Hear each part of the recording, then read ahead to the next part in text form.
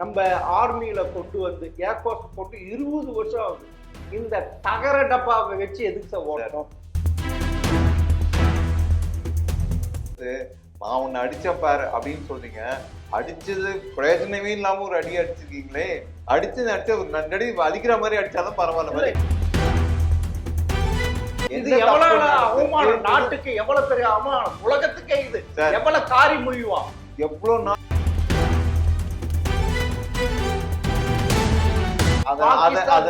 வளர்ச்சி பார்த்து வயிறு எரியுது. அவனுடைய சைனா அவனுடைய ஆயுதங்கள் விற்பனை செய்ய முடியல, யாரும் வாங்க மாட்டேன்றாங்க. அதனால இது யூஸ் பண்ற அண்ணன்றீங்க. சோ நெகட்டிவ் ஜி அது இப்படி போயிட்டு இப்படி பண்ணிட்டு இப்படி போய் அப்படி லிஃப்ட் பண்ற வந்திருக்கும் போது அப்படி கீழே இறங்கும் போது அப்படியே அது பவர் லாஸ் ஆகி கீழே வந்து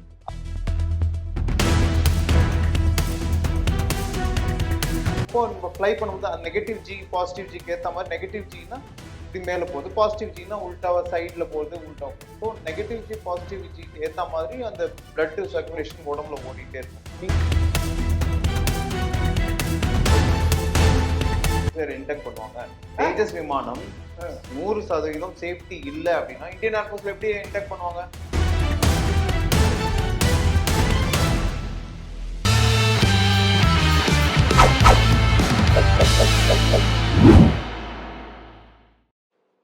ஜெம்டி நேயர்களுக்கு வணக்கம். முன்னாள் விமானப்படை அதிகாரி விஜயகுமார் தேவை சந்திப்பவர்கள். வணக்கம் சார். வணக்கம் ஜெய்ஹிந்த் சார். துபாயில் விமான கண்காட்சியின் போது நமது விமானம் தேசஸ் விமானம் பயிற்சியில் ஈடுபோது விபத்துக்கு உள்ளானது. அது நாட்டுக்கு அவமானம் இல்லையா சார்?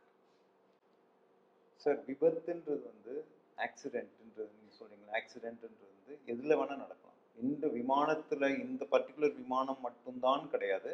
அது விமானத்துலையும் நடக்கலாம், ரோட்லையும் நடக்கலாம், எங்கே வேணால் ஆக்சிடென்ட் கேன் ஹேப்பன்.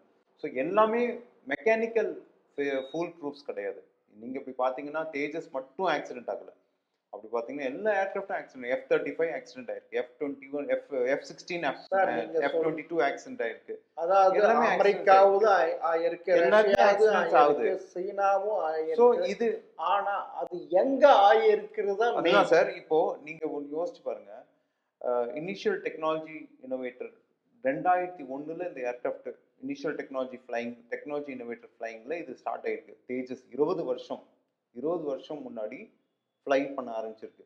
20 வருஷத்துலேருந்து 25 வருஷம், 2001லேருந்து 2025 வருஷத்துல இது வரைக்கும் 2 ஏர்கிராஃப்ட் தான் ஆக்சிடென்ட் ஆயிருக்கு. நான் ஆக்சிடென்ட் ஆனது தப்புன்னு சொல்லலை, ஆக்சிடென்ட் ஆயிருக்கு. அது கண்டிப்பாக அது ப்ரூவ் பண்ண வேண்டிய விஷயம். என்ன நடந்தது, எப்படி நடந்ததுன்னு பார்க்கணும். அது நான் எக்ஸ்பிளைன் பண்ணுறேன் இது என்ன நடந்தது. பட் இப்போ வரைக்குமே இந்த தேஜஸ் ஏர்கிராஃப்ட் 2 ஆக்சிடென்ட் தான் ஆயிருக்கு. 2016 இந்தியன் ஏர்ஃபோர்ஸில் தேஜஸ் ஏர்கிராஃப்ட் வந்து இண்டக்ட் பண்ணிட்டாங்க. 45வது ஸ்குவாட்ரன்ற பேரில் சூலூரில் இண்டக்ட் பண்ணியிருக்காங்க தேஜஸ் ஏர்கிராஃப்ட். ஸோ 2016லேருந்து 25 9 வருஷம் சார். 9 வருஷத்துல போன மார்ச் மாதம் 1 ஆக்சிடென்ட் ஆச்சு தேஜஸ்.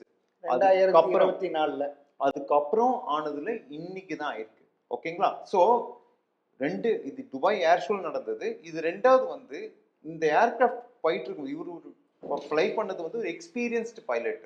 அதாவது ஒரு நல்ல ட்ரைனிங், இப்போ ட்ரைனிங் எல்லாம் கிடையாது, experienced pilot. Wing commander Naman Syal வந்து ஹைலி எக்ஸ்பீரியன்ஸ். அவர் MiG-21 சுகாய் 30 ட்ரெயின்ட் ஃபைட்டர். அவர் வந்து எக்ஸ்பீரியன்ஸ்டு பைலட். அதாவது பல மணி நேரம் விமானத்தை இயக்கியிருக்கார். Yes, more than 1000 hours of flying experience அவருக்கு இருக்கு. ஓகேங்களா? அந்த மாதிரி ஒரு ஏர்கிராஃப்ட் அவர் ஃப்ளை பண்ணியிருக்காரு அப்படின்னும் போது இதுல வந்து இந்த ஃப்ளை அந்த துபாய் அந்த ஏர்கிராஃப்ட் இது வந்திருக்கும் நெகட்டிவ் ஜி மேனுவர்னு சொல்லுவாங்க. இப்படி வந்து நெகட்டிவ்னா பாசிட்டிவ், அதாவது மேல் இப்படி ஃப்ளை பண்ணா பாசிட்டிவ் சார். அதே இப்படி சைட்லயே டர்ன் பண்ணி உல்டாவா போடுறது negative G, negative gravitational manure, புவி ஈர்ப்புக்கு விசைக்கு.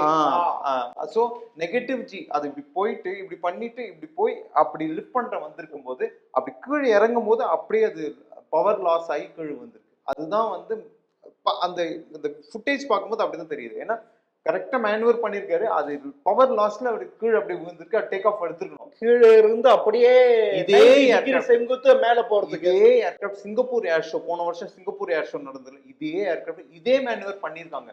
இப்படியே போய் இதே ஏர்கிராஃப்ட் மேனுவர் பண்ணிருக்காங்க. ஆனா இதுல இது பண்ணும்போது பவர் லாஸ் ஆயிருக்கு. அது என்ன எக்ஸாக்டா நடந்ததுன்னு ரேடியோ டெலிஃபோன் வச்சு அது பிளாக் பாக்ஸ் வச்சு தெரிய வரும். பட் இது வந்து இந்த மேனுவர்ஸ் எல்லாம் எக்ஸ்பீரியன்ஸ்ட் பைலட்ஸ் பண்ணுவாங்க, பண்ணியிருக்காங்க. இதுல வந்து ஒரு ப்ராப்ளம் இல்லை. இதுல என்ன எக்ஸாக்ட் நடந்திருக்குன்றது தெரிய வரும். பட் இது சம் டெக்னிக்கல் ஃபெயிலியர் இருக்கலாம். அப்படி இல்லைன்னா இன்னொரு காஸ் என்ன இருந்துக்கலாம், ஒருவேளை இப்போ ஜி சூட் போட்டுப்பாங்க சார் உடம்புல. எதுக்கு சார் இந்த ஜி சூட் வந்து கிராவிடேஷனல் பிரஷர், இப்போ கிராவிடேஷனல் அந்த புவியீர்ப்பு விசையின் அழுத்தம். ஸோ அது உடம்புல ஃபுல்லா பிளட் பாஸ் ஆகிட்டே இருந்திருக்கும். தலையில இருந்து கால் வரைக்கும் பிளட் வந்து ஃப்ளோ இருந்துட்டே இருந்தாதான் நம்ம வந்து இப்போ ஆக்டிவா இருக்க முடியும். இந்த கையில வந்து இப்போ டோட்டலா எடுத்துட்டீங்கன்னு வச்சுக்கோங்களேன், ஃபுல் பிளட் மறுத்து போயிடும். ஸோ ஆனால் உடம்புல ஃபுல்லா பிளட் ஃப்ளோ இருந்துட்டே இருக்கணும். ஸோ அந்த ஜி சூட் வந்து போட்டுப்பாங்க. அது என்ன ஆகும்னா, இந்த இடுப்பு ஜென்ரலா ஜி சூட் போடலைன்னா நம்ம ஃப்ளை பண்ணிருக்கோம், நெகட்டிவ் ஜி போடும்போது இந்த இடுப்புக்கு கீழே பிளட் எல்லாம் ஃபுல்லா இடுப்புக்கு கீழே போய் தங்கிடும். எல்லாமே இந்த லோவர் பார்ட் ஆஃப் த பாடி போயிடும். அப்போ நீங்க வந்து தலைக்கு ஆக்சிஜனும் பிளட்டும் போலன்னு வச்சுக்கோங்களேன், பிளாக் அவுட் ஆயிடுவோம். நம்மளே வந்து மயக்க நிலைக்கு வந்துடும். ஸோ அந்த நெகட்டிவ் ஃபோர்ஸ் வந்து அந்த ஜி சூட் போட்டும்போது ஒரு பிளாக் அவுட் ஆயிருக்கிறதுக்கு வாய்ப்பு இருக்குன்னு சொல்றாங்க. பட் இது வரைக்கும் அது கன்ஃபார்ம்ட் ரிப்போர்ட்ஸ் கிடையாது. பிளாக் அவுட் ஆகிறதுக்கு வாய்ப்பு இருக்கு. ஸோ அது வந்து இன்னும் அது 100% கன்ஃபர்மேஷன் வந்தப்பறம், பிளாக் பாக்ஸ் வந்தப்பறம் தான் சொல்ல வரும். ஸோ நீங்க சொல்றது பார்த்தீங்கன்னா அந்த பிளாக் ஷூட் அது ஃபெயிலியர் ஆகிருக்கணும், இல்லை அந்த விமானி உடைய தவறு நடந்திருக்கணும், இல்லைன்னா தேசஸ் விமானத்தில் ஏதாவது இயந்திர கோளாறு ஏற்பட்டிருக்கு, அதனால இது நடந்திருக்கலாம். அதுதான் இப்போ பாசிபிலிட்டிஸ்னா இது 3 தான் சார். இப்போ வந்து அவரோட ஜி சூட்ல ஏதாவது ஜி சூட்டோட ப்ராப்ளம் இருந்திருக்கலாம். ஒரு அந்த ப்ரெஷர் அந்த, ஏன்னா அது உடம்பும் போது அவர் இடுப்பு உடம்பு அப்படி டைட்டா பிடிச்சிக்கும். அது அந்த ஒரு இந்த பிளட் ப்ரெஷருக்கு அந்த இது பண்ணுவாங்க, அந்த மாதிரி இருக்கும் அந்த ஜி சூட். ஸோ அந்த மாதிரி உடம்புல போட்டு போகும்போது அது வந்து அப்பப்போ நம்ம ஃப்ளை பண்ணும்போது அந்த நெகட்டிவ் ஜி பாசிட்டிவ் ஜிக்கு ஏற்ற மாதிரி நெகட்டிவ் ஜின்னா இப்படி மேலே போகுது, பாசிட்டிவ் ஜின்னா உல்டாவா சைட்ல போகுது, உல்டாவா போகுது. ஸோ நெகட்டிவ் ஜி பாசிட்டிவ் ஜிக்கு ஏற்ற மாதிரி அந்த பிளட் சர்க்குலேஷன் உடம்புல ஓடிட்டே இருக்கும். நீங்க சொல்றது தலைகீழா அந்த ஃபிளைட்டு அப்படியே மேலே எழும்பத்துக்கு அவர் பார்த்துருக்க, அப்பதான் இந்த விபத்து ஏற்பட்டு. இது வந்து தலைகீழ இல்ல, இப்படி போய் இப்படி கிரவுண்ட் பண்ணிட்டு அப்படி வரணும். அந்த யூட்டேன் அடிச்சு, அதான் லூப், அதுக்கு மேல லூப்னு சொல்லுவாங்க. அந்த லூப் அடிச்சுட்டு அப்படி வரணும்ன்றதுக்கு பார்த்திருக்காரு. அந்த லூப் அடிக்கிறதுக்கு போது தான் அப்படி கீழே அந்த அதாவது அவர் அந்த பூமிக்கும் அந்த எர்த்துக்கு மேல வானுக்கும் இது அந்த டிஸ்டன்ஸ் கம்மியா அவர் கம்மி பண்ணி ஆல்டிடியூட் கொஞ்சம் கம்மியா இருந்திருக்கலாம். ஏன்னா அவர் பட்டுன்னு இது பண்ணி அது சரி பண்றதுக்கான அந்த டைம் இல்லாத போச்சா? It's a fraction of seconds. எல்லாம் மில்லி செகண்ட்ஸ்ல எடுக்கணும் சார். அந்த செகண்ட்ல டிசிஷன் மேக்கிங் அதெல்லாம். அதாவது அண்ட் மோரோவர் இந்த இது வந்து கரெக்டா பண்ணிருக்காங்க. இதுக்கு முன்னாடியும் இதே மாதிரி பண்ணிருக்காங்க, இதே screw. But somewhere something has gone wrong. அது என்ன எக்ஸாக்ட்ன்றது நமக்கு தெரியாது. இது சரி, காரணம் தப்பினா மரணம். ஆமா, ஒரு இதெல்லாம் fraction of secondல நம்ம டிசிஷன் மேக்கிங். அப்படி கொஞ்சம் மேபி கொஞ்சம் ஆல்டிடியூட் டவுனா இருந்திருக்கலாம், உள்ள பவர் த்ரஸ்ட் பவர் இல்லாம இருந்திருக்கலாம். ஆஃப்டர் பர்னர்ஸ் ஏன்னா அதுல வரும்போது நல்லா பாத்தீங்கன்னா சைட்ல வந்துட்டு இப்படி இறங்கும் போது ஆன் ஆகல, அப்படி லிஃப்ட் லைட் அப்படி இறங்கின உடனே ஆஃப்டர் பர்னர்ஸ் ஆன் பண்ணிருக்காரு. நெருப்பு வந்து பறக்கிறதுக்கு பூமிக்கு அந்த இடைவெளி கம்மியா எடுத்திருக்காரா, அதனால இது நடந்திருக்க வாய்ப்பு இருக்கு. இல்ல அப்படின்னு சொல்ல முடியாது. ஜி பவர் லிஃப்டிங் ஏன்னா ஆஃப்டர் பர்னர்ஸ் ஆன் பண்ணிருக்காரு. அதுல பாத்தீங்கன்னா அந்த இந்த இப்படி ஏர்கிராஃப்ட் வந்துட்டு இப்படி டேக் ஆஃப் திருப்பி அப்படி ரோல் பண்ணி அப்படி லூப்ல வந்து இப்படி டேக் ஆஃப் பண்றதுக்கு அந்த லிஃப்ட் பண்றதுக்கு வரும்போது ஆஃப்டர் பர்னர்ஸ் ஆன் பண்ணி நெருப்பு வருது பாருங்க, அது பேர் ஆஃப்டர் பர்னர்ஸ் ஆன் பண்ணிருக்காரு. அந்த புஷ் பண்றதுக்கு அது பவர் பண்ணி மேல எழும்புறதுக்கு அது பவர் தான் ஆன் பண்ணிருக்காரு. சோ அதுல இருந்து எல்லாம் தெரியுது கீழே. சோ சம்திங் அந்த தேஜஸ் விமானத்தை ஏக்கம் முன்றியே அதுல ஆயில் கசிவு இருந்ததுன்னு சொல்றாங்க சார். இல்லையா அப்படி, அதனாலதான் இது ஆயில் கசிவு இருந்ததுன்னா ஃபிளைட் ஃபர்ஸ்ட் ப்ரீ ஃபிளைட் செக்னு பண்ணுவாங்க சார். எல்லாமே ப்ராப்பரா செக் பண்ணி கிரவுண்ட் டெக்னீஷியன்ஸ் எல்லாருமே செக் பண்ணி கோ த்ரூ பண்ணிட்டு எல்லாமே கரெக்டா பார்த்துட்டு தான் வந்து they will take the aircraft on board. உங்களுக்கு அந்த அனுபவம் இருக்கா? இருக்கு சார். நீங்க அந்த ஏர்போர்ட்ஸ் ஃப்ளைட்டை நீங்க யூஸ் பண்ணியிருக்கீங்களா? பண்ணியிருக்கேன் சார். அதனால தான் நான் வந்து சொல்லியிருக்கேன். எல்லாமே கிரவுண்ட் செக்ஸ் எல்லாம் பண்ணிட்டு தான் நம்ம வந்து இதுக்கு போவாங்க. எல்லாம் டேக் ஆஃப் பண்ண போவாங்க. டக்குன்னு எல்லாம் உடனே போனோமா ஏறி உட்கார்ந்தோம் இந்த மாதிரிலாம் கிடையாது. எல்லாம் ப்ராப்பரா கிரவுண்ட் செக் பண்ணி எல்லாமே கரெக்டா பின் எல்லாம் எடுத்துட்டு எல்லாமே கிளியரன்ஸ் கடைசி டேக் ஆஃப் பண்றதுக்கு முன்னாடி டயர் எல்லாம் செக் பண்ணுவாங்க. எல்லாமே உண்டு. டேக் ஆஃப் பண்றதுக்கு முன்னாடி கூட 100% இது இருந்தா இது பண்ணுவீங்க. அப்படியுமே பறக்கும் போது ஏதாவது ஒரு கோளாறுகள் ஏற்படுறதுக்கு வாய்ப்பு இருக்கு. பறக்கிற சமயத்துல. ஆமா சார். நீங்க இது வந்து mechanical failures can happen at any point in time. சரி சார். இப்போ ஒரு வெஹிக்கிள் வாங்கினாலும் சரி, எது வாங்கினாலும் 15 வருஷம் தான் யூஸ் பண்ண முடியும். அதுக்கப்புறமா யூஸ் பண்ண முடியாது. அதை கண்டம். ஆனா இந்த ஃப்ளைட்டு நம்ம ஆர்மியில கொண்டு வந்து ஏர்ஃபோர்ஸ் கொண்டு 20 வருஷம் ஆகுது. இந்த தகர டப்பாவை வச்சு எதுக்கு சார் ஓட்டணும்? அந்த வார்த்தை யூஸ் பண்ணாதீங்க. தகர டப்பான்றது யூஸ் ஆமா பண்ண சார். ஏன் ஒரு நிமிஷம். ஏன்னா 20 வருஷம் முன்னாடிலாம் 20 வருஷமா இது வந்து அது எப்படி ஒர்க் அவுட் பண்ணுது. இப்போ நம்ம கிட்ட கொடுத்துருக்கிறதுலாம் இப்போ மேனுஃபேக்சர் பண்றதுன்றது வந்து ஒரு மாடல் பண்றதுன்றது வந்து 2001 ஆரம்பிச்சிருக்காங்க. இருங்க சார். அதான் சொல்றேன். டெக்னாலஜி டெமான்ஸ்ட்ரேட் TD1 விமானப்படைக்குள்ள வரப்ப 20 வருஷம் அப்பனா அது வயசான இதுதானே சார். எல்லாம் ஃபேர் பார்ட்ஸ் ஒரு நிமிஷம் சார். எல்லாமே போயிருக்குல்ல. ஒரு நிமிஷம் சார். நீங்க கார் வச்சிருக்கீங்களா? கார் வச்சிருக்கேன் சார். ஓகே. நீங்க எந்த மாடல் கார் வச்சிருக்கீங்க? தார் சார். தார் வச்சிருக்கீங்க. தார் வந்து நீங்க எந்த வருஷம் வாங்குனீங்க சார்? 3 வருஷத்துக்கு முன்ன சார். அந்த 3 வருஷத்துக்கு முன்னாடி வாங்கின தாரும் இப்போ புதுசா வாங்குற தாரும் சேமா? இல்ல. ஏன்? நிறைய டெக்னாலஜி மாறி இருக்குல்ல. அந்த மாதிரி தான் சார். டெக்னாலஜி டெமான்ஸ்ட்ரேட்டர் 1 அப்படின்றது 2001ல எடுத்தாங்களா? அதுல இருந்து மாற்றங்கள் வந்து 2016ல தான் இண்டக்ஷனே கொடுத்துருக்காங்க. ஏன்னா அதுல எல்லாம் leader advanced collision avoidance system, அதுக்கப்புறம் செகண்ட் சீரிஸ் சேல்ஸ் ப்ரொடக்ஷன் எல்லாமே இனிஷியல் ஆப்ரேஷன்ஸ் கிளியரன்ஸ் எல்லாமே 2016 மார்ச் 22 2016 தான் இனிஷியல் ஆபரேஷன்ஸ் கிளியரன்ஸே கொடுத்துருக்காங்க. அப்போ 16 வருஷம் அதுல வந்து ஒர்க் அவுட் பண்ணிருக்காங்க. சரி, நீங்க சொல்றீங்க இவ்வளவு நடந்து போச்சு. இது துபாயில் இது எதுக்கான கண்காட்சி? கரெக்ட் தான் சார். அதாவது விமானப்படையில் உள்ள விமானங்கள் விற்பனை செய்வதற்கு பல நாடுகளுக்கு நம்ம எங்கள் தேஜஸ் விமானம் எப்படி இருக்கு பாருங்க, எவ்வளவு டெக்னாலஜி இருக்கு அப்படின்ட்டு உலக நாடுகளுக்கு சொல்லி அதை பர்ச்சேஸ் பண்ண வைக்கிறதுக்கு தான் இந்த போன வருஷம் சிங்கப்பூர் போய் இல்ல சார். எனக்கு வந்து இது உலகத்திலே இல்ல தேஜஸ் உலகத்திலே 2வது இது விமான கண்காட்சி. Correct sir. துபாயில நடக்கிறது பெரிய கண்காட்சி. போன வருஷம் அப்படி இருக்கிறப்ப சார் 2024ல சிங்கப்பூர் ஏர் ஷோல இதே தேஜஸ் இதே பெரிய எக்ஸிபிஷன் கிடையாது சார். அதுதான் சார். இப்போ வந்து ஒரு கார், இப்போ ஒரே ஒரு எக்ஸாம்பிள் உங்களுக்கு திருப்பி அதை எக்ஸாம்பிள் சொல்றேன் சார். ஒரு கார் ஆக்சிடென்ட் ஆச்சு அப்படின்றதுனால அந்த கார் அவ்வளவுதான். அதுக்கு மெயின் பார்க்கணும். டெமான்ஸ்ட்ரேஷன் பண்ணிருக்காங்க சார். அது இன்னும் டெமான்ஸ்ட்ரேஷன் பண்றப்ப இதா இருக்குல்ல. அதுதான் சார். அது exact reason of the accident இன்னும் தெரியலையே. ஏன் ரீசன் தெரியல. ஒரு பைலட் பிளாக் அவுட் ஆயிருந்திருக்கலாம். விமானத்துல எல்லாம் சரியா இருந்து பைலட் பிளாக் அவுட் ஆயிருந்தா என்ன பண்ணுவீங்க? அப்போ அது விமானத்து மேல தப்பா? ஒரு நிமிஷம் நான் கேட்டு சோ ப்ராபபிலிட்டிஸ் நிறைய இருக்கு சார். இப்போ விமான கோளாறு ஒரு ப்ராபபிலிட்டி, பைலட் பிளாக் அவுட் ஒரு ப்ராபபிலிட்டி, ஜி சூட் ஒர்க் ஆகாது ஒரு நிமிஷம் சார். இதெல்லாம் ஒரு ப்ராபபிலிட்டிஸ். நீங்க நம்ம ஒரு கன்க்ளூஷன் வந்து எடுத்துட்டு வந்துட முடியாது. அப்படின்றது சொல்ல முடியாது. இந்த ஷோ எதுக்கு நடத்துது? நம்ம கிட்ட இருக்க ஆயுதங்கள் விமானங்களை விற்பனை செய்வதற்கான ஒரு இது. அதுக்கான அங்க போய் இது நடந்திருந்தா மற்ற நாடுகள் இந்த தேஜஸ் விமானத்தை பத்தி என்ன நினைச்சிருப்பாங்க? ஓ இது வேஸ்ட், அதனால நம்ம வாங்க வேணாம்னு நினைப்பாங்களே. இல்ல சரி சார் ஒரு நிமிஷம். நான் அதே வேற இதே கேள்வி நான் கேட்கிறேன். அதே தேஜஸ் விமானம் ஃபர்ஸ்ட் ஆக்சிடென்ட் 2024 மார்ச் அது இந்தியாக்குள்ளே நடந்தது. அது ஒண்ணு பெரிய இதுல இது வந்து நம்மளுடைய தேஜஸ் விமானத்தை விற்பனை செய்யணும் பல நாடுகளுக்கு அப்படின்ட்டு அதன் மூலமா வெளிநாட்டு கவனமா இது பண்ணிருக்கணும். நீங்க சொல்ற பாயிண்ட்டுக்கே வரும் சார்.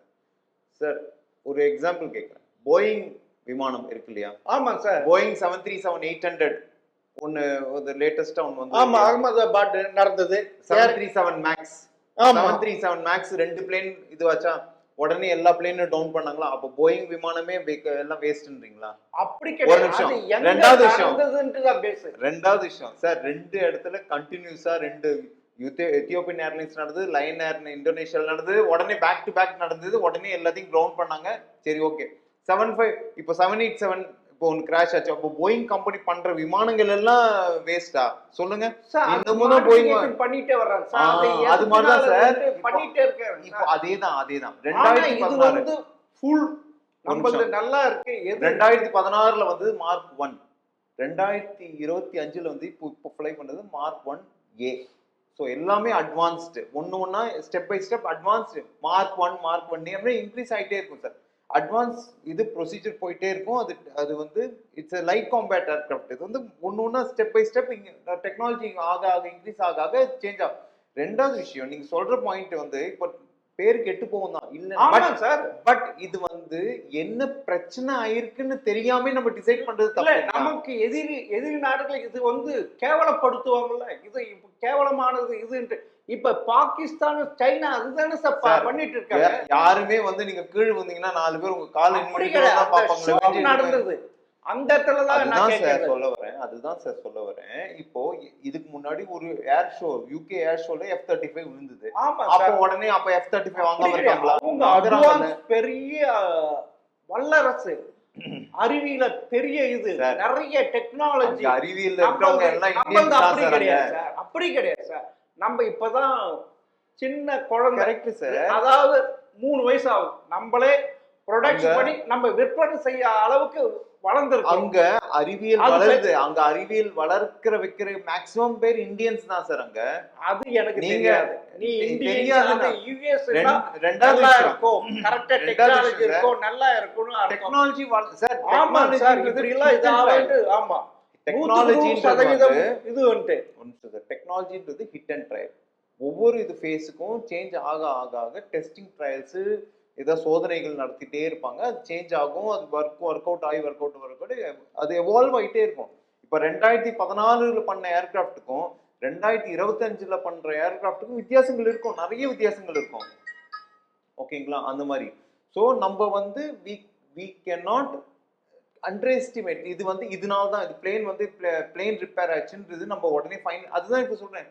நீங்க என்ன கன்க்ளூஷன் பிளாக் பாக்ஸ் எடுத்து என்ன பிரச்சனைன்றது கண்டுபிடிக்கிறதுக்கு முன்னாடியே நம்ம வந்து கன்க்ளூட் பண்ண முடியும். பிளேன் தான் ஒருவேளை பைலட் எரரா இருந்திருக்கலாம், ஒருவேளை இது பைலட் பிளாக் அவுட் ஆயிருக்கலாம், இல்ல வேற ஏதாவது இஷ்யூ இருந்திருக்கலாம். There are lot of probability sir. நம்ம வந்து இது பிளேனோட இது பிளேன் தான் அது கராப், அப்படி பிளேன் தான் ரிப்பேரு, பிளேனோட பிரச்சனை தான், இந்த ஏர்கிராஃப்டோட இன்ஜின் பிரச்சனை இல்லை இதுன்னு நம்ம கன்க்ளூட் பண்ண முடியாது. There are a lot of things which goes into behind. இப்போ இன்னும் A171 கிராஷ் இன்னும் தெரிய வரல. இப்போ அதோட லாட் ஆஃப் திங்ஸ் இப்போ கொஞ்சம் கொஞ்சமா தெரிய வருது. அதுல ஏர்கிராஃப்ட் மேல் ஃபங்க்ஷன் எவ்வளோ பிரச்சனை இருக்குன்றது அது தெரிய வருது. அந்த மாதிரி இது தெரிய வரும். ஏன்னா அட்லீஸ்ட் 15-20 days ஆகும் அந்த பிளாக் பாக்ஸ் எடுத்து அதை ரிகவர் பண்ணி அதை டேட்டாலாம் எடுக்கிறதுக்கு. அண்ட் மோர் ஓவர் பைலட் ரொம்ப எக்ஸ்பீரியன்ஸ்டு பைலட். இது அவ்வளோ சாதாரணமா வந்து டக்குன்னு இது பண்ற டிசிஷன் எடுக்க வேண்டிய முடிவு எடுக்கிறதுக்கு இது கிடையாது. அண்ட் மோரோவர் தேஜஸ் வந்து ஒரு மோஸ்ட் சக்சஸ்ஃபுல் ஏர்கிராஃப்ட் சார். 20 வருஷமா வந்து நல்லா ஃப்ளை பண்ணிருக்கும் போது 1-2 இதுவா இருக்கு அப்படின்றது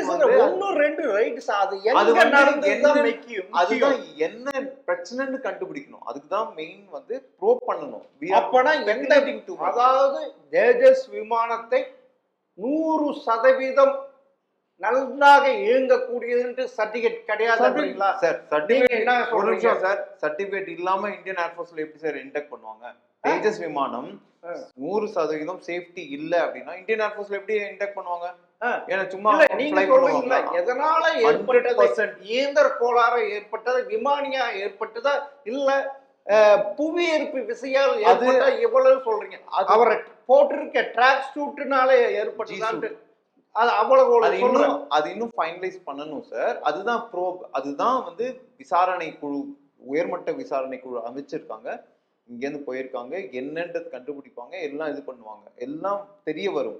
அது என்ன கரெக்ஷனோ அது சொல்ல வருவாங்க. பட் அதுக்கு முன்னாடி நம்ம டிசைட் பண்ணிட கூடாது இது வந்து பிளேன் தான், இது வந்து இயந்திர கோளாறு, இது வேஸ்ட் அப்படின்னு முடிவு எடுக்க முடியும். ஆமா சார், உலக நாடு நம்மளுக்கு எதிரி நாடுங்க இப்படிதானே சார் இது பண்ணுவாங்க சார். எள்ளி நகையாடுறது அது வழக்கம் சார். வேற வழி அதுவும் யாரு சைனாவும் பண்ணிட்டு பாகிஸ்தான் போட்டோம் சார், கழுவி ஊத்துறாங்க சார்.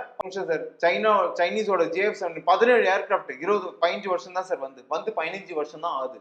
JF-17 ஆமா ப்ரிப்பேர், அது 17 ஏர்கிராஃப்ட் பாகிஸ்தான்லயே விழுந்திருக்கேன். ஆமா அதுக்கு என்ன சொல்றீங்க சார்? இப்ப வந்து நீங்க சொல்றது, ஆனா அவனோட சைனாவோட ஏர்கிராஃப்ட் எவனும் வாங்க மாட்டேங்கிறான். ஏன் வாங்க மாட்டேங்கிறான்? ஆமா வாங்க மாட்டேங்கிறான். ஏன்னா அவனுக்கு டெக்னாலஜி இல்ல, அது உறுதி இல்ல, அப்போ கேரண்டி கிடையாது, வாரண்டி கிடையாது, எதுவுமே இந்த மாதிரி ஏதாவது நடக்கும்போது உடனே அவன் என்ன சொல்லுவான், இது சரியில்லை அது சரியில்லைன்னு தான் சொல்லுவான்.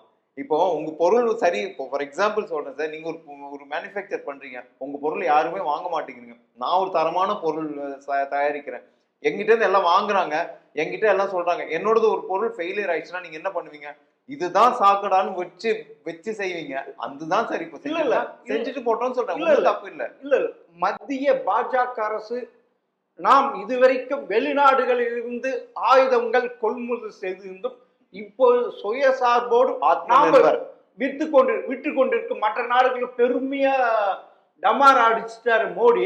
இப்ப இதுக்கு என்ன சார் பதில் சொல்ல போறாரு? ஒரு நிமிஷம் சார். பிரம்மோஸ் இது இல்லையா, சக்சஸ்ஃபுல் இல்லையா சார்? எனக்கு இது வேணும் சார், எனக்கு இது வேணும். பிரம்மோஸ் இந்த இல்ல, இந்த விமானத்தை மற்ற நாடுகளுக்கு விற்பதற்காக இந்த கண்காட்சி நடந்தது. அந்த இடத்துல இவ்வளவு பெரிய தவறு நடந்திருக்கு. திருப்பி வருவோம் சார். இது கேவலமானது, நம்மளுக்கு அவமானது இல்ல சார், இந்தியாவுக்கு அவமானது. இது கேவலம். இது நம்ம இன்னும் டிசைட் பண்ணவே இல்ல. நீங்க முடிவு எப்படி எடுத்துட்டீங்கன்னு தான் கேக்குறேன் நானு. நீங்க இதுதான் காரணம் எப்படி முடிவு? நம்ம இது மேல வித்து நம்ம பணம் ஈட்டலாம், வெளிநாட்டு பணம் ஈட்டலாம். அதுதான் சார். நம்ம ராணுவ தளவாடத்தை உற்பத்தி நம்ம தன்னுரிமை காட்டுறது. அதுதான் சார் விசாரணைன்னு ஒண்ணு இருக்குல்ல. இப்போ ஒரு குற்றவாளி இல்லையான்றதுக்கு வந்து விசாரணைன்னு ஒண்ணு கொடுக்குறாங்கல்ல. ஆமா சார், விசாரணை முடிஞ்சப்ப தானே சார் தெரிய வரும் இது சரி.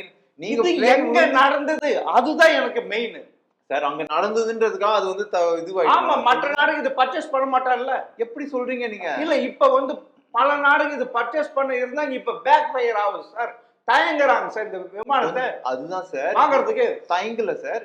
there is lot of இப்போதான் there is room for discussion. இல்ல அவங்க வந்து யோசிப்பாங்க, நான் இல்லைன்னு சொல்லல. பட் இதனாலதான் நடந்ததுன்னு தெரியாம நம்ம டிசைட் பண்ண முடியாது. கொஞ்சம் பொறுத்து இருந்து பார்க்கணும். மேபி ஒரு ஒரு ஒரு 1 month 2 months கழிச்சு இதோட என்ன ரிசல்ட் எதனால ஆயிடுச்சு அப்படின்றது தெரிய வரும் சார். சரி, இந்த ஏர்கிராஃப்ட்ல பிரச்சனையே இல்லை, இது வந்து வேற ஏதோ ஃபால்ட், இந்த ஏர்கிராஃப்ட் ஃபால்ட் கிடையாது, வேற ஏதோ பிரச்சனை அப்படின்னும் போது நீங்க என்ன பண்ணுவீங்க? அப்போ அது ஏத்துக்க வேண்டிய சார். அப்போ பேச்செல்லாம் வாபஸ் வாங்கிடுவோம் சார், வாபஸ் வாங்கிடுவோம். அப்ப அது வரைக்கும் வெயிட் பண்ணுங்க. இப்போதைக்கு அப்போ இந்த விமான முடிவு தெரியாம ஆயுத விற்பனை கண்காட்சியில் இப்படி நடந்திருக்கு சார். முடிவு தெரியாம டிசைட் பண்ணாதீங்கன்னு தான் சொல்ல வரேன். நான் என்ன சொல்ல வரேன்னா, தப்பு நடக்கல, தப்பு நடந்திருக்கு. இது எவ்வளவு அவமானம், நாட்டுக்கு எவ்வளவு பெரிய அவமானம், உலகத்துக்கே இது எவ்வளவு காரி முழிவான். எவ்வளவு நாள் இந்திய இல்ல இனி வந்து நம்ம கிட்ட வாங்குவாங்கன்னா சார். இந்தியா இது வரைக்கும் ஏர் ஷோல பங்கேற்றது இதுதான் ஒரு 5வது 6வது. ஆமா சார். சோ நம்ம ஓன் இண்டிஜினஸ் பிரம்மோஸ் மிசைல், தேஜஸ் ஏர்கிராஃப்ட், நம்மளோட ஆகாஷ் நம்ம வந்து நம்ம வந்து மிசைல்ஸ் ஏர்கிராஃப்ட் எல்லாம் நம்ம ஃபர்ஸ்ட் நம்ம செல்ஃப் மேனுஃபேக்சர் பண்ணி ஃபைட் பண்ண ஆரம்பிச்சிட்டோம். இப்போ செல்ஃப் சஃபிஷியன்ட்டா ஆயிட்டோம் நம்ம. இப்போ இதுல சரி ஓகே சார், இதெல்லாம் இதே தேஜஸ் ஏர்கிராஃப்ட்ல பிரசிடென்ட் திரௌபதி முர்மு போனாங்களா இல்லையா? போனாங்க சார். அப்புறம் அப்ப சேஃப்டி இல்லைன்றீங்க. பிரசிடென்ட் டிராவல் பண்ற அளவுக்கு போகுது அப்படின்னா அது சேஃப்டி இருக்குமா இருக்காதா? இருக்கும் சார். அவ்வளவுதான். அப்ப சேஃப்டி ஒரு பிரசிடென்ட்டே பாருங்க, மத்த கண்ட்ரிக்கு என்ன ப்ரூவ் பண்றாங்க, எங்க பிரசிடென்ட்டே இந்த ஏர்கிராஃப்ட்ல ஃப்ளை பண்ணிட்டு வந்திருக்காங்க பாருங்க அப்படின்னு காமிக்கும் போது அவங்க கண்டிப்பா என்ன யோசிப்பாங்க, கண்டிப்பா இது சேஃப்டியா இருக்கு. இப்போ இந்த ஒரு பாயிண்ட், இந்த ஏர்கிராஃப்ட் விழுந்தது வந்து பைலட் புது ட்ரைனிங் பைலட் கிடையாது. இதுல என்ன பிரச்சனை ஆயிருக்கும்ன்றது இன்னும் கண்டுபிடிக்கிறதுக்கு வரைக்கும் அது துபாய் ஏர் ஷோல விழுந்தது தப்பு தான் சார், இல்லைன்னு சொல்லல. துபாயில ஏர் ஷோல விழுந்தது முக்கியம். பட் இது வந்து நம்ம முன்கூட்டியே இதனாலதான் விழுந்திருக்கும், இதுதான் வேஸ்ட், இது சரியில்லை அப்படின்னு டிசைட் பண்றது தப்புன்னு சொல்ல வரேன். அவ்வளவுதான் சார். இது ரைட். நீங்க என்ன சொன்னீங்க, தேசஸ் விமானம் மேட் இன் இந்தியா, சுதேச இந்தியா. ஆனா இதனுடைய இன்ஜின் ஒற்றை இன்ஜின் ரஷ்யா கிட்ட இருந்து வாங்குறோம், அமெரிக்கா கிட்ட இருந்து வாங்குறோம். அது மெயின் பார்ட்ஸ். மீதில நம்ம சின்ன சின்ன காம்பவுண்ட்ல சேர்த்து அப்படி இருக்கப்ப இது எப்படி சார் மத்திய அரசு சுதேசி தயாரிப்பு மாத்தட்டிக்குது? இது சொல்றது அசிங்கமா இல்லையா? பாஜக ஒரு நிமிஷம் தப்பு இல்லையா? இல்ல சார், இன்ஜினுக்கும் நம்ம கெப்பாசிட்டி பண்ணிட்டு இருக்கோம் sir. we are Kaveri engines first try பண்ணோம், அது ஒர்க் அவுட் ஆகல. ஜிஇ இன்ஜின்ஸ் F404 இன்ஜின்ஸ் வாங்க ஆரம்பிச்சிட்டோம். ஸோ அந்த இன்ஜின்ஸ்லாம் இல்லைன்னு சொல்லலை, இன்ஜின் வாங்குறோம், நம்ம ஜிஇலேருந்து வாங்குறோம், அது இப்போ ஃபிட் பண்ணுறோம். பட் மேக்ஸிமம் பார்ட்ஸ் இந்தியாவில் assemble, every thing is from India. So இப்போ இன்ஜின் தயாரிக்கிற அளவுக்கு தான் இப்போ தான் சார் இது செல்ஃப் டிஃபென்ஸ் இப்போ இதெல்லாம் இப்போ பார்த்தீங்கன்னா ஏர்பஸ் டாட்டாவோட சேர்ந்து AN-32 ஏர்கிராஃப்ட் பதிலாக இப்போ அவங்களோட ஏர்கிராஃப்ட் நம்ம ஏர்கிராஃப்ட்ஸ்லாம் இது பண்ண போகிறாங்க. Transport aircraft, medium role transport ஏர்கிராஃப்ட்லாம் கொண்டு. ஸோ அது மாதிரிலாம் வந்துட்டு இருக்கு. இப்போ இந்தியாவில் கொஞ்சம் கொஞ்சமாக டெவலப் ஆகிட்டு இருக்கு சார். இன்ஜின்ஸும் டெவலப் ஆகும். எதுக்கு அவசரப்படுற? நல்ல இது பண்ணிட்டு உலக நாடு அது வரைக்கும் மேல ஒரு நம்பிக்கை ஏற்படும். இந்தியாவுடைய எக்யூப்மெண்ட்ஸ் ரொம்ப பாதுகாப்பானது. 90% இந்தியா சார், 90% இந்தியன், 10% அந்த இன்ஜின்ஸ் மட்டும் தான் அங்கேருந்து வருது. அது கூட சீக்கிரம் வந்துடும். இப்போ 90% இந்தியன் நம்ம பண்ணிட்டு இருக்கோம்ல. ஸோ அந்த 90% எதுக்கு வேஸ்ட் பண்ணணும்? அதுதான் இப்போ Indian 90% Indian aircraft, Indian manufacturing ஏர்கிராஃப்ட்னா அது நம்மளுக்கு தான் சார் பெருமை சார். இப்ப இனி வந்து நம்ம இதுக்கு முன்ன இப்ப பல ஆயுதங்கள் விற்றுக்கிட்டு இருக்கு பல உலக நாடுகளுக்கு. இப்ப நம்ம அது கம்மியாகும்ல. இப்படிதான் இருக்கும் இந்தியா ராணுவ ஆயுதங்கள் இப்படிதான் இருக்கு. இது ஒரு டெம்பரரி ஷிஃப்ட் தான் சார். இது ஒரு டெம்பரரி என்ன சொல்றது, ஒரு சேஞ்ச். இப்ப நம்மளுக்கு ஒரு சின்ன அசம்பாவிதம் நடந்ததுனால ஒரு ஒரு என்ன சொல்றது, இது ஒரு ஸ்டம்பிளிங் பிளாக். ஜஸ்ட் ஒரு சின்ன கொஞ்ச நாளைக்கு ஒரு பிரச்சனை வரும், அதுதான் ப்ரோப் வந்த அப்புறம் கிளியர் ஆயிடும். And it is not that India is not capable. India is much much much capable. நீங்களே பார்த்துருக்கீங்க எப்படி இருந்த இந்தியா சார். 1998 நியூக்ளியர்லாம் எக்ஸ்போர்ட் பண்ண. அப்துல் பிஹாரி வாஜ்பாய் கவர்மெண்ட்ல நியூக்ளியர் பாம்லாம் வச்சாங்க, எல்லாம் தெரியும். யூஎஸ்ல அவ்வளோ கண்குத்தி பாம்பு மாதிரி பார்த்தா அவங்களுக்கே தெரியாம பண்ணதெல்லாம் இருக்கு. இந்தியாவுக்கு பாதுகாப்பு இல்லாம இருக்குது. பெகல்காம் என்னாச்சு, புல்வாமா என்னாச்சு, இன்னைக்கு செங்கோட்டை என்னாச்சு, பாதுகாப்பு இல்லாதது சார். ஆபரேஷன் சிந்து உனக்கிட்ட பாகிஸ்தான் கூட நடந்த போர் ஆபரேஷன் சிந்து ஃபெயிலியர் என்றார் சார். உலக நாடுகள் எல்லாமே அவன் சைனா கொடுத்த எக்யூப்மெண்ட் சூப்பரா ஒர்க் ஆச்சுன்றாங்க சார். அதுல ரஃபேல் விமானத்தை ஒரு நிமிஷம் சுட்டு வீழ்த்துறாங்க சார். ப்ரூஃபே இல்லையே சார். ஆபரேஷன் சிந்து ஒரு டிஃபரண்ட் சப்ஜெக்ட், நான் அதை பத்தி இப்போ பேசல. அதுலயும் பட் அவங்க சொல்ற பாயிண்ட் என்ன, ரஃபேல் விமானத்தை வீழ்த்தினாங்க, காமிங்க போட்டோஸ். நான் என்ன கேட்குறேன், நான் வந்து பாலாகோட் அடித்தேன், முரீத் கேல் அடித்தேன், அவங்க பெஷாவர் அவங்க இதில் அவங்களோட பெஷாவர் இதில் அடித்தேன், லக்ஷரி தொய்பா பில்டிங்ஸ் எல்லாம் அடிச்சேனா, அதுக்கு இந்த ப்ரூஃப் நான் காமிச்சேனா? நான் காமிச்சேனா இல்லையா சார்? இருக்கு, காமிச்சிருக்கேன். நீங்க யார் ரஃபேல் அடிச்சதுக்கும் எங்க இதுல வந்து அடிச்சதுக்கும் ப்ரூஃப் காமிங்கன்னு தான் கேட்குறேன். அது காமிக்கிறதுக்கு உங்களுக்கு இல்லையே. நம்ம கிட்ட இருக்கிற அயன், இஸ்ரேல் கிட்ட இருந்த அயன் டோம் மாதிரி நம்ம கிட்ட இருக்க டோம் வேஸ்டா போச்சு சார். பாகிஸ்தான் அமைச்சு உள்நாட்டுல போய் விழுந்தது, கஜினி போய் விழுந்து அது ஒண்ணுமே வெடிக்காம சும்மா விழுந்துதா இல்லையா? நம்மளை ஏமாத்தி விழுந்துதா இல்ல? பாகிஸ்தான் தயாரிப்பு நம்மளை விட அதிகமா முன்னேற்றம் இருக்குது இல்ல? நான் உங்கள்கிட்ட எப்படி சொல்றது தெரியல. அதாவது நான் உன்னை அடிச்சேன் பாரு அப்படின்னு சொல்றீங்க, அடிச்சது பிரயோஜனமே இல்லாம ஒரு அடி அடிச்சிருக்கீங்களே. அடிச்சது ஒரு நன்றி அடிக்கிற மாதிரி அடிச்சாலும் பரவாயில்ல, வலிக்காத ஒண்ணு நானும் அடிக்கிறேன்றதுக்கு அடிச்சீங்கன்னா என்ன யூஸ்? மத்திய அரசு ஏத்துக்க மாட்டேங்குது சார். மத்திய அரசு பாதுகாப்பு விஷயத்துல சார் நான் என்ன சொல்றேன், தளவாடுங்க, ராணுவ தளவாடுங்க சரியான இது இல்ல சார், தயாரிப்பு இல்ல சார், 100% தயாரிப்பு இல்ல sir. Armed forces one of the best forces in the world sir. 4வது பிகெஸ்ட் ஃபோர்சஸ் நம்ம ஆர்ம்டு ஃபோர்சஸ், 4வது biggest force in the world. Indian armed force best in the world. Indian armed ஃபோர்ஸ்க்குலாம் ஈக்குவலா யாரும் வரல sir. இது பெரிய issue, பெரிய பெரிய இதெல்லாம் அந்த ரெட் ஃபோர்ட் பிளாஸ்ட்லாம் ரொம்ப பெருசா ஆகிக்க வேண்டியதெல்லாம் சின்னதா, ரொம்ப சின்ன இதுல அது ஒரு சைடு எஃபெக்ட் மாதிரி நினைச்சுக்கோங்க. பட் ஆனா பெரிய எஃபெக்ட் ஆக வேண்டியது. 3000 கிலோ அமோனியம் நைட்ரேட்லாம் பிடிக்கிறாங்கன்னா சாதாரண விஷயமா சொல்லுங்க? எவ்வளவு பெரிய விஷயங்கள் பிடிச்சிருக்கானுங்க. இதெல்லாம் வந்து it's part of this thing. So இந்த ரஃபேல் விமானத்தை பத்தி வருவோம். ரஃபேல் விமானம் விழுந்தது வந்து இது ஒரு என்ன ரீசன்றது கண்டுபிடிச்ச அப்புறம் தான் சார் நம்மளுக்கு தெரிய வரும். அது வரைக்கும் லெட் அஸ் வெயிட். ஏன்னா நம்ம முன்கூட்டியே அதை பத்தி டிசைட் பண்ண வேண்டான்றது. அதே மாதிரி தேசம் முன்கூட்டியே ஃபெயிலர்ன்ட்டு முடிவு செய்ய வேணான்றீங்க. கரெக்ட். உலக நாடுகளுக்கு. ஃபெயிலியர் கிடையாது சார்.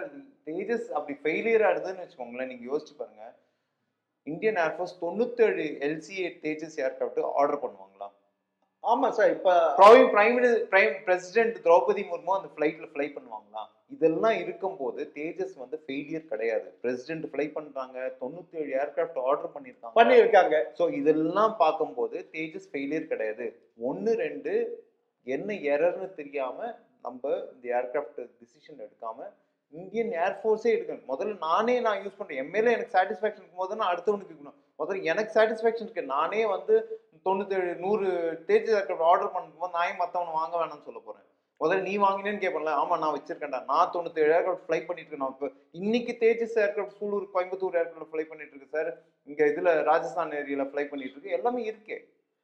நீங்க சொல்றத பார்த்தா தேஜஸ் 100% பாதுகாப்பானது, நன்கு 100% துல்லியமாக தாக்கக்கூடியது. கரெக்ட். இப்ப இதை வாங்குவது கொஞ்சம் மற்ற நாடுகள் இது வாங்குவது பின்னடைவு ஏற்படலாம். ஆனா இது பெரிய பின்னடைவு இல்ல. 100%. பாகிஸ்தானும் சைனாவும் சொல்றது எல்லாமே கட்டுக்கதை. அவங்களது ஃபெயிலியர் ஆயிருக்கு. நம்ம வளர்ச்சி பார்த்து வயிறு எரியுது. அவனுடைய சைனா அவனுடைய ஆயுதங்கள் விற்பனை செய்ய முடியல, யாரும் வாங்க மாட்டேன்றாங்க. அதனால இது யூஸ் பண்றீங்க. சரி சார், பொறுத்திருந்து பார்ப்போம். கண்டிப்பா பாருங்க எப்படி அமையுது. கண்டிப்பா தேஜஸ் சக்சஸ்ஃபுல் ஆகும். மிக்க நன்றி சார். ஜெய்ஹிந்த்.